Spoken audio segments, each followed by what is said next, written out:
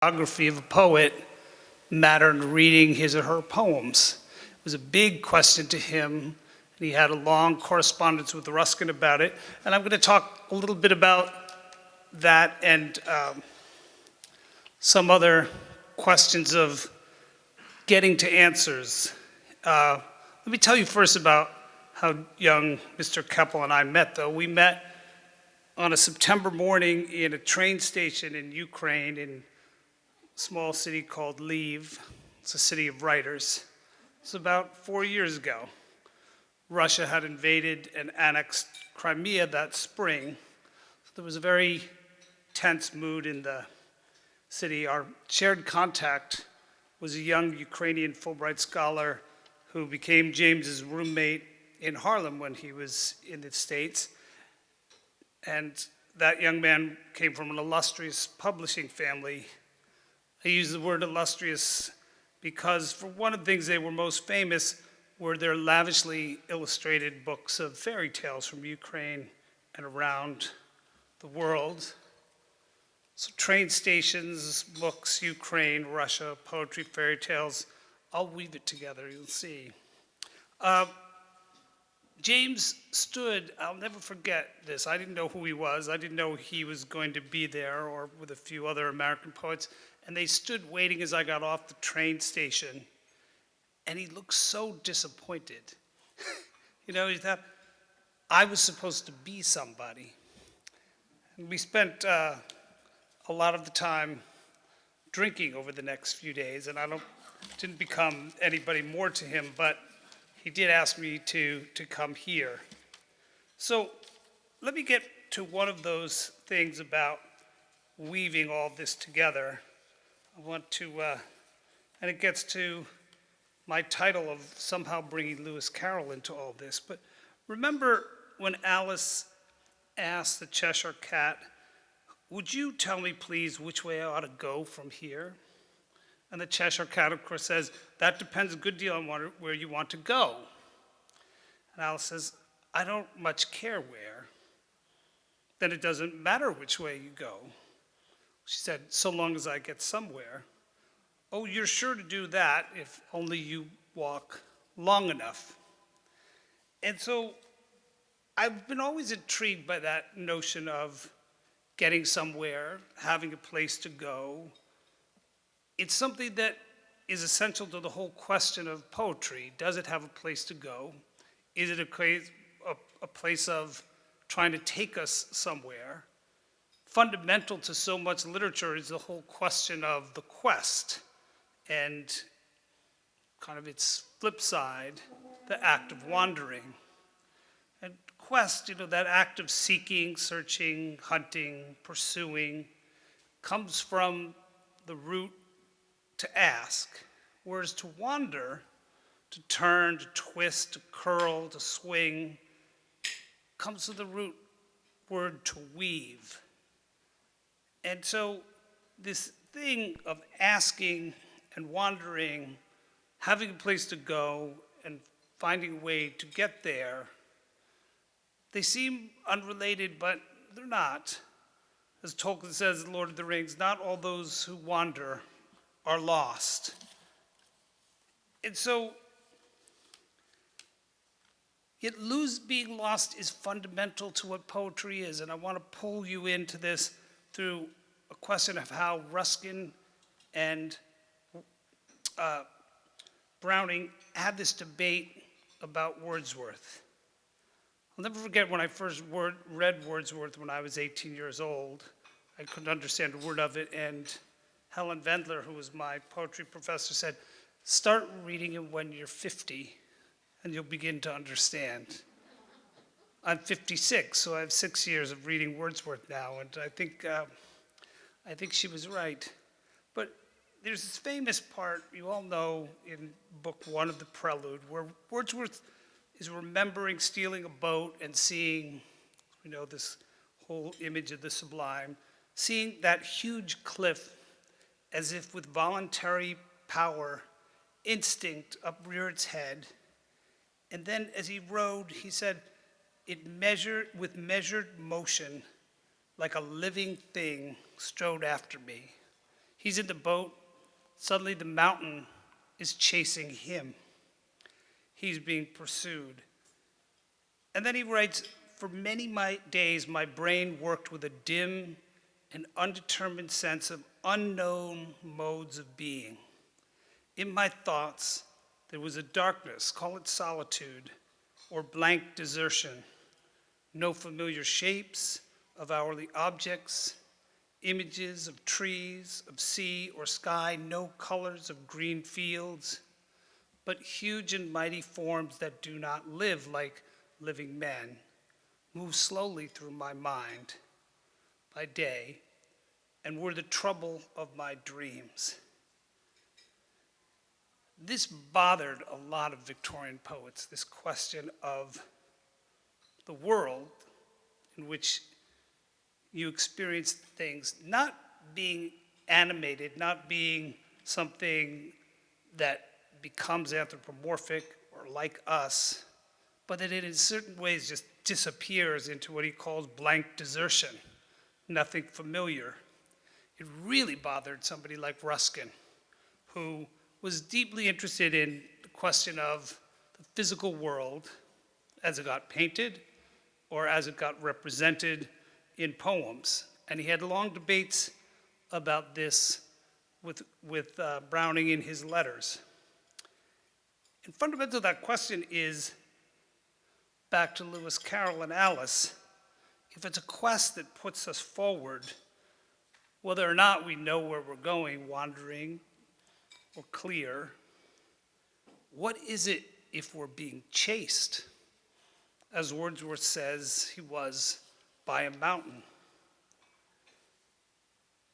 He also wrote, there was a time when the sight of a steep hill covered with pines cutting against a blue sky would have touched me with emotion inexpressible.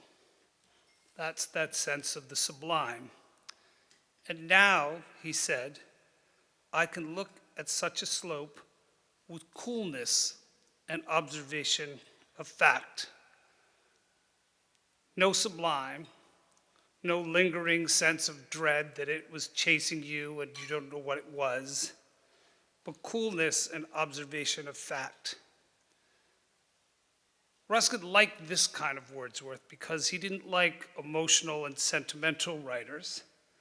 He said, generally speaking, pathetic writing and careful explanation of passion are quite easy compared with what he said was the better poetry or the better painting, the plain recording of what people said and did, or the invention of what they are likely to say and do.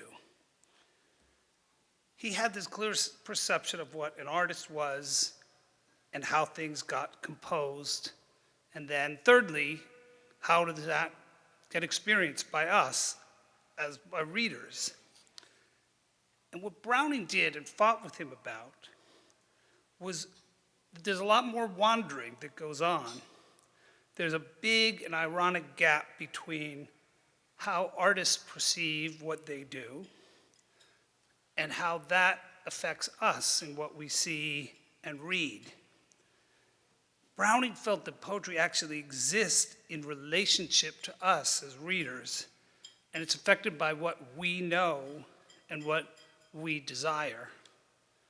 It's fascinating to be here on 111 years of this Browning society, but it's interesting that there were hundreds of Browning societies, and why was that? Why no other poet have these kinds of societies? Because one of the answers seemed to be, and Browning was deeply uncomfortable with a lot of these societies as they sprang up even in his lifetime. His main biographer, Mrs. Shore, was a patron of one in London. But they exist because in some ways what they do is they provide us with some clarity about this poet and about this poetry that we're going to be affected by, what we're going to be desiring.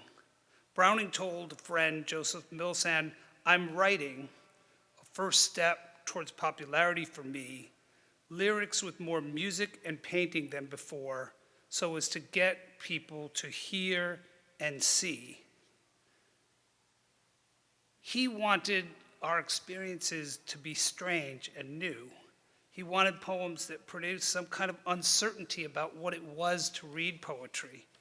And that became clear to a lot of societies. What you do is to find maps and ways to read the poems, to understand the life of the poets. And what he believed was that as he moved in the arc of his career to become more dramatic in the writing, he felt, and I think a number of scholars bear this out, that there's a kind of triumph in failing, the prospect of not achieving the quest, in losing the sense of a place of purpose and clarity of where you're going, because what's happening in that sense of failure is that a world and a self are getting invented in relation to us and language.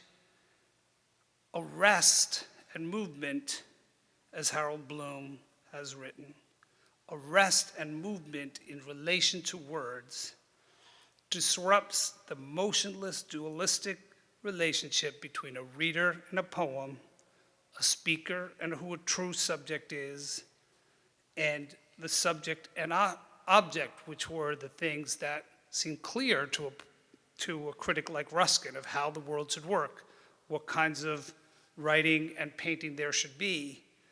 And the confusion that and unease and failure that Browning puts us through, or his deliberate way of saying poetry's going to do something very different from that.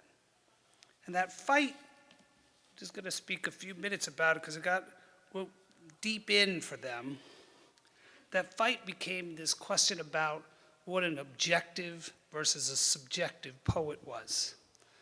And if a number of you remember what Oscar Wilde said about Browning, and it's something you think about it hard because Oscar Wilde got writers right so often, he got artists right, and yet he dismissed and praised Browning at the same time. He called him a brilliant fiction writer and not a poet. Let me quote you a little bit about that, what that is, because to me, it gets at the core of what our questions are about him. I'll find it here. Go. My notes are a little messed, but I have Oscar here somewhere. Here we go. He writes in the dialogue, The Critic as an Artist, Browning is the most Shakespearean creature since Shakespeare. If Shakespeare could sing with myriad lips, Browning could stammer through 1,000 mouths.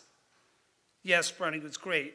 Will he be remembered as a poet? No, he'll be remembered as a writer of fiction, as the most supreme writer of fiction it may be that we've ever had. His sense of dramatic situation is unrivaled.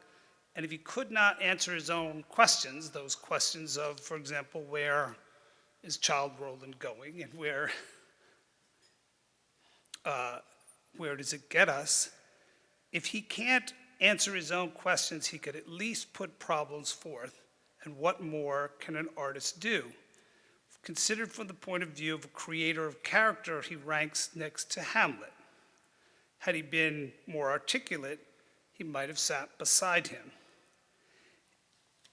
It's a fascinating thing to dismiss him in this, I think, fundamental misunderstanding of what happens in the dramatic monologues. It's not so much that, as he does brilliantly, conveys an inner sense of life and the inner kind of conversation of a character is really well developed, but it's in this incompleteness of those people, this unclarity of who they are, what they want, and what they might be able to achieve, that he succeeds.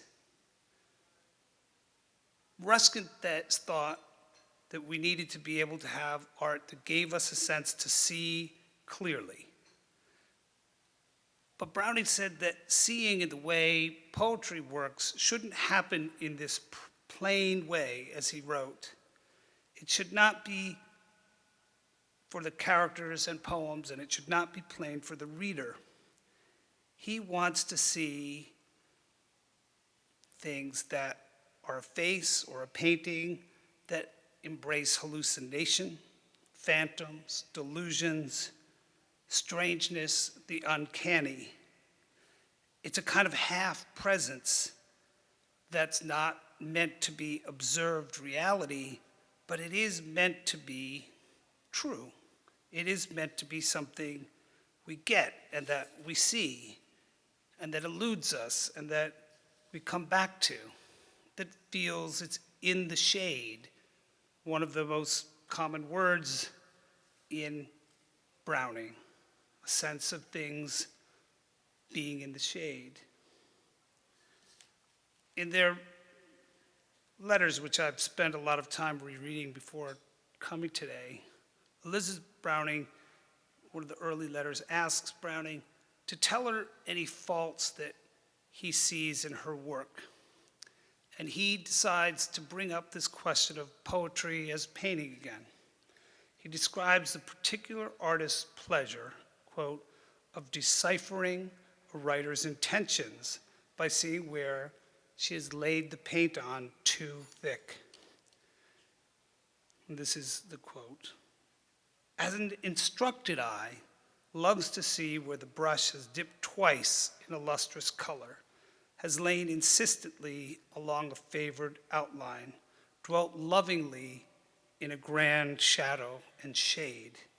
For these too muches for everybody's picture are so many helps to the making out of the real painter's picture as he had had it in his brain. That too muchness, that sense of going back, that obsessiveness, that wandering is where he believes we can locate poetry.